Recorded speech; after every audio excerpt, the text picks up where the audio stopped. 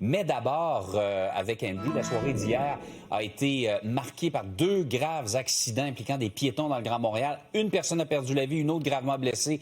Donc, on souhaite sensibiliser les piétons. Oui, d'autant plus qu'on est en plein dans le mois du piéton, qui est le mois d'octobre. Je vous parlais de CAA Québec qui lançait un appel à la vigilance ce matin. Je viens de m'entretenir avec la porte-parole et la responsable de Piétons Québec, qui fait un peu la même chose, c'est-à-dire qu'on est dans une période de l'année où il y a changement d'habitude. On est habitué où il faisait il y a quelques semaines clair beaucoup plus tard, là, il fait sombre beaucoup plus tôt. Alors, c'est de sensibiliser les gens, puis les organismes martèlent beaucoup qu'on est au mois d'octobre et il faut être très vigilant. C'est une période de l'année qui statistiquement, dis-je, les piétons sont surreprésentés dans les collisions, par exemple, avec des voitures. Il y en a eu 2 ces dernières heures. Un à Longueuil, sur la rive sud de Montréal, sur la route 116, près du boulevard Cousineau. Il y a une femme dans la quarantaine qui a été happée par un véhicule transporté au centre hospitalier où, malheureusement, son décès a été constaté un peu plus tard.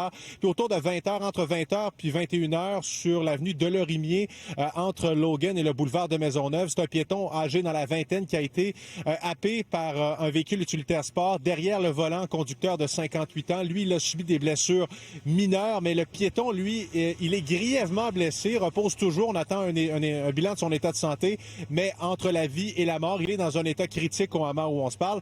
Justement, je parlais de CAA et de Piétons Québec. On va écouter justement tour à tour des réactions obtenues sur le terrain tantôt.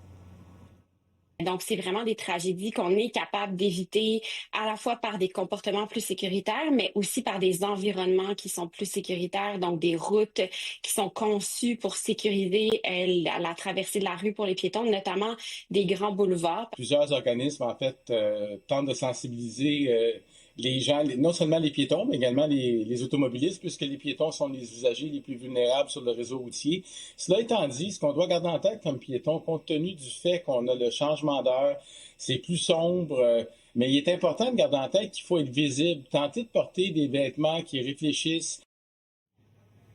Alors, toujours en attente du SPVM pour une mise à jour de l'état de santé de ce piéton dans la vingtaine qui a été grièvement blessé. Quant à la femme dans la quarantaine à Longueuil sur la rive sud, malheureusement, son décès, comme on le disait un peu plus tôt, a été constaté et confirmé par le service de police de l'agglomération de Longueuil. Il faut sensibiliser les piétons, mais aussi les autres utilisateurs de la route parce qu'ils sont très vulnérables, les piétons. Merci, Andy.